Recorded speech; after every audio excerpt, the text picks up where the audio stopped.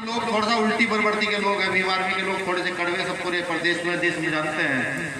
कि कहीं अड़ जाते हैं तो अड़ जाते हैं, कहीं अपना पैर रख दिया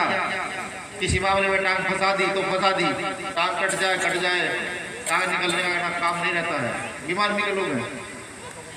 तो मैं इनकी बातों से खुश होने वाला भी नहीं हूँ, बिल्कुल नहीं, ना मैं आपकी तालियों से खुश होने वाला हूँ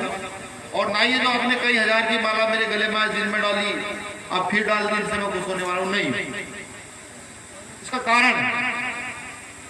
इसका कारण ये है कि जो महापुरुष थे ना जिनकी सादतें हुई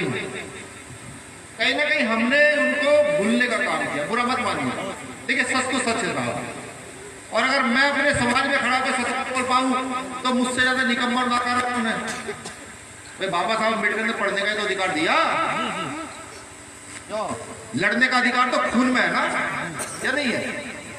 भाई भीमापुरे गांव का इतिहास, जमा रेजिमेंट का इतिहास, बादशाह का इतिहास, ये तो खून में, ये खून में रहा है। और जब ये खून में है तो मेरा फर्ज बनता है अगर मैं अपने खून को जगा सकता हूं तो कहीं ना कहीं मैं अपनी कौम को भी याद करा सकता हूं कि ये वो देश है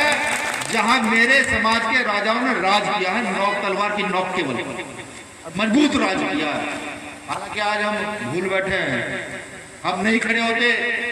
लखनऊ में किसी बेटी के साथ गलत हो जाए नहीं खड़े होते, बिहार में हत्याएं हो जाए नहीं खड़े होते, हम सो रहे हैं, कुंभकर्ण से भी गहरी नींद सो रहे हैं, न जाने कितने मिनट करवा दिया है, हिला हिला के जगा रहे, उठ जाओ उठ जाओ उठ जाओ, हम नहीं उठने का काम कर रहे हैं। अभी बताया कि माता औदा देवी पासी ने 36 लोगों को काट दिया, 36 बताया ना आपने, 36 लोगों को काट दिया था, जानते किस लिए? जानते किस लिए? मुझे पूरी उम्मीद इसलिए काटा होगा, एक तो जो जाति का दंश जो हजारों सालों से देश में अछूत बनकर सहते आए हैं उसको मिटाने के लिए, दूसरा अपनी सूरवीरता दिखाने के लिए कि हमारे समाज की महिलाएं भी तलवार की नोक पर कुछ भी कर सकती। लेकिन आज जब बाबा साहब अम्बेडकर इस देश के अंदर संविधान को स्थापित करके गए और लोकतंत्र की व्यवस्था आपको देकर गए और संविधान में आर्टिकल 19 लिख गए कि अगर आप चाहें तो किसी मंच पर खड़े होकर, किसी गली में खड़े होकर, किसी चौक चौराहे पर खड़े होकर अपनी वीर गाथाएं सुना सकते हैं, अपने समाज को जगा सकते हैं। लेकिन नहीं, ऐसा नहीं है। बाबा साहब अम्बेडकर के द्वारा दिए गए अधिकारों को पाकर के, बुरा मत मानिए, मैंने पहले कहा, मैं पहले माफी मांग लेता हूँ, किसी को बुरी लगेगी तो, हम कहीं ना कहीं निकम्मेपन की ओर गए हैं, निकम्मेपन की ओर। जो अपने बच्चों को सही शिक्षा भी ना दे पाए उनकी उन्नति नहीं हुई, क्योंकि हम पढ़े लिखे लोग हैं। बाबा साहब अम्बेडकर के द्वारा थोड़ी सी शिक्षा हासिल कर ली, इतिहास पढ़ने का मौका मिला, इतिहास, तो उस इतिहास में बाबा साहब अम्बेडकर सुधरा।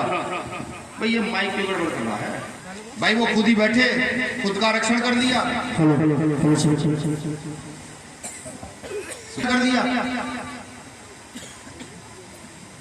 हम तो है नहीं वहां भाई, हम खुश होते रहे, बड़े चीख के चिल्लाते रहे, लेकिन वहां तो नहीं बैठी।